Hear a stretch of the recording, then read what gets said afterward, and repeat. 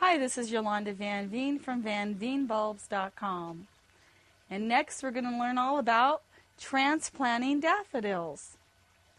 Now, daffodils are one of the first flowers to bloom in the spring. They're so beautiful and they come in so many gorgeous colors and shapes and sizes, and there's short ones and tall ones, and they can be forced inside in the winter. They can be planted out in the ground in the winter and to bloom in the spring, and they're just the most beautiful flowers. I love them.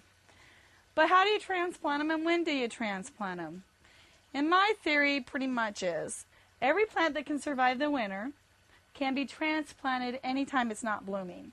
So really, daffodils can be transplanted summer, fall, winter, or even early spring, and they should do really well any time of year.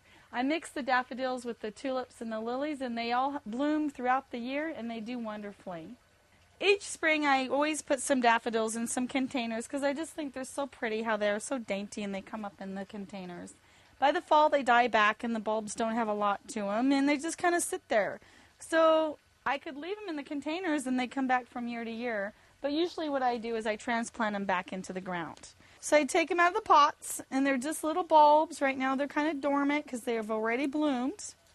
And I like to plant them in groups of 3s. So when I plant them, I like to put them in a triangle. Now this dirt is worked up pretty well, so it doesn't take too much for me to dig a little hole. So I'm planting them in groups of 3 in a triangle.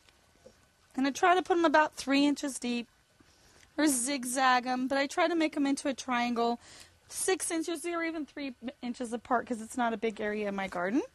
And then I kind of just cover them up. It's best not to leave the daffodil bulbs out of the ground for a long period of time because they will always do better in the ground than out of the ground, or in a container better than out of the container.